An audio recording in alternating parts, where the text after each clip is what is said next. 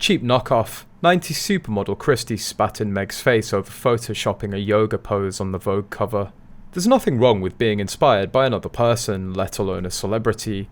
However, it's creepy when one starts dressing like them and copying their mannerisms. Let's say hello to veteran celebrity stalker Meghan Markle, a former Z-list actress with no fashion sense of her own. She's made a living from stalking and copying famous women. Recently, Meghan was fiercely criticised after photos of evidence showed that Meghan tried to copy Christy Turlington, a 90s supermodel. Meghan cosplayed Christy Turlington's yoga pose for the cover of Vogue. She then released a similar photo and posing, but many eagle-eyed spotted many flaws in Meghan's photo. Some believe that the photo is photoshopped while she's inherently copycatting.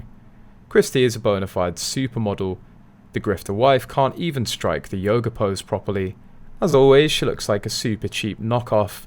Christy's torso is actually off the floor, only her hips are touching.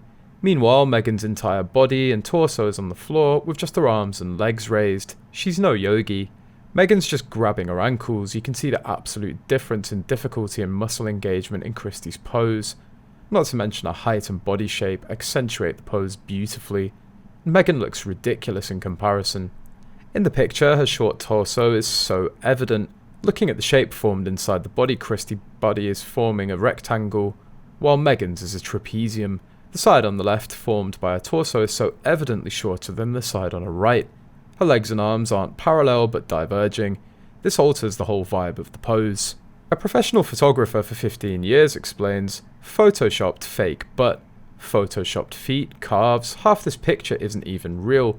Look at how the shadow across her bum is a perfectly symmetrical and even shadow, but the shadow on the backs of her thighs isn't as dark.